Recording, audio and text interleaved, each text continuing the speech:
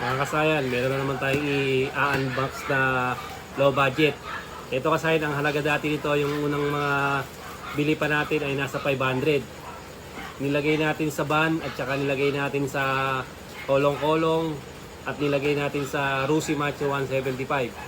Ito ngayon, lalagay natin ito sa sa TMX 125, pero unbox muna tayo ngayon sa low budget nating digital speedometer. Ito siya kasayan ha.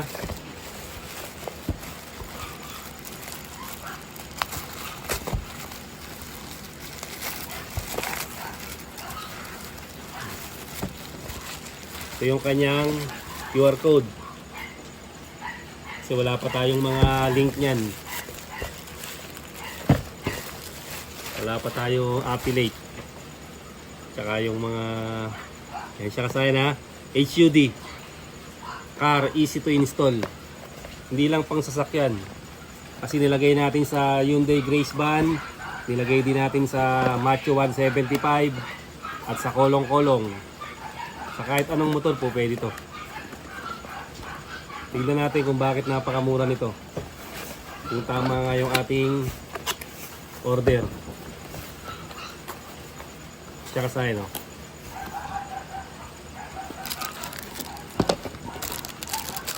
Okay.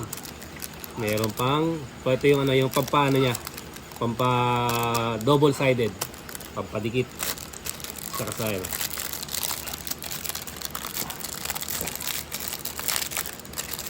Napakasimple lang i-install nito.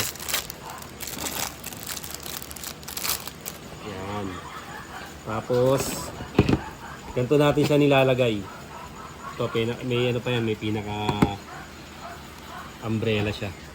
Tapos ito, kailangan natin dito mag-install ng cellphone holder with charger, o kaya naman yung charger lang para magamit natin sa USB.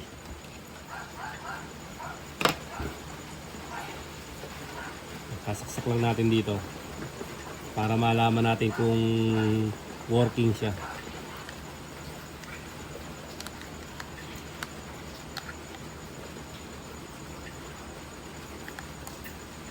Okay, may kit. Tapos ito ay sasaksak natin sa USB. Tapos ang pormahan niya ay ganito. Yan siya kasi no, yung pinagkabit tayo sa kolong. Ano natin para dinis.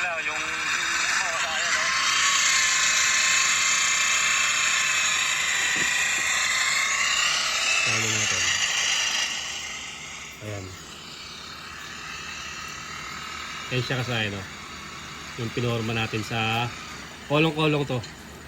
Yung pinaglagyan natin. Tapos yung dito naman sa van. Ayan siya, sa van naman siya. Sa van naman natin nilagay. 500 siya noon kasayan, ngayon. Napakamura. Para sa mga Rusi Macho, sa mga mabilis masira yung speedometer, ito. 30 seconds yan bago umano ha.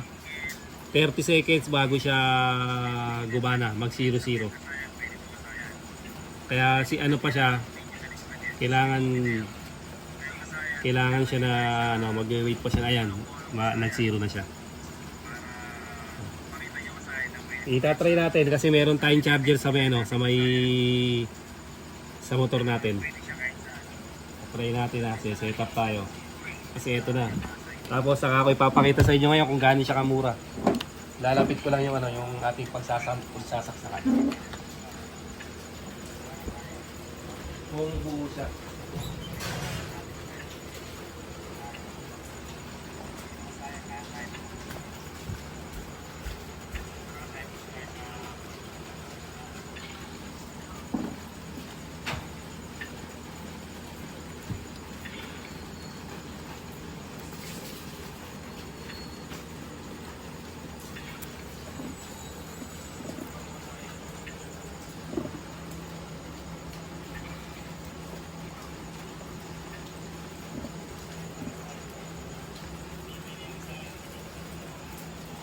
Okay, ito isaksakan natin. Abot ng ano natin. Hawakan mo na lang yun. Sige, hawakan ko lang ito. Try natin kung okay. Tapos buksan natin. I-on natin. Okay, kasahin. Ayan na siya.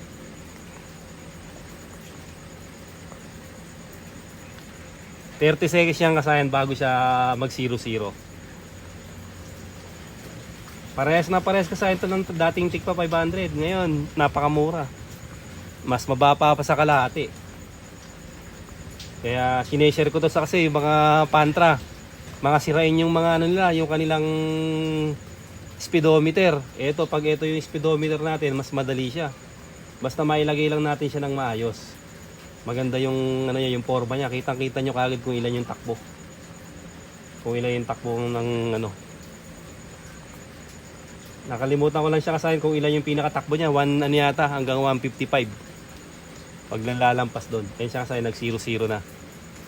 Kaya hindi lang natin kasahin matesting kasi umuulan. Iti-testing dapat natin pero matitesting na natin yan pag kinabit natin yan sa ano sa TMX 125. Doon natin siya ipoporma. Papakita natin sa inyo sa yung presyo nito.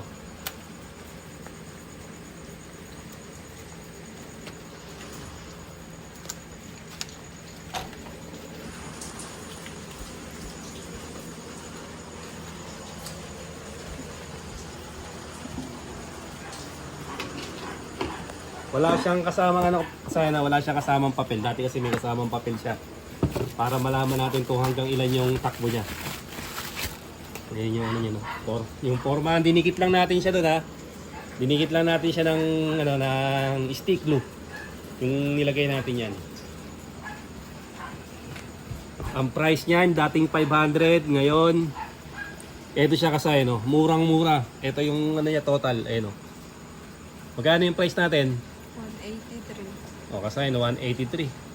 Mas mura pa sa ano sa digital speedometer. Kaya lang ang isa pang gastos natin kasi yung charger, ha. Ayun, charger lang ng ano yun, yung ano na yun, yung sa mga car charger.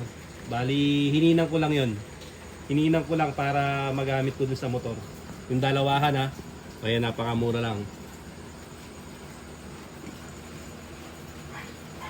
Wala pa kasi tayong mga ano dyan, yung mga affiliate natin, yung sinasabi nila na sa ano, maganda raw tayo magbigay ng link para kahit pa paano mayroon tayong ano, konting income.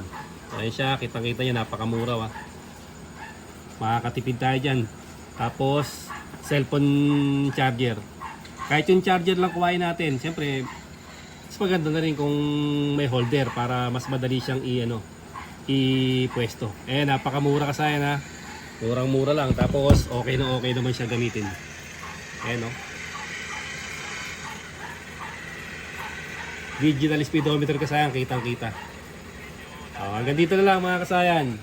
Salamat sa panonood.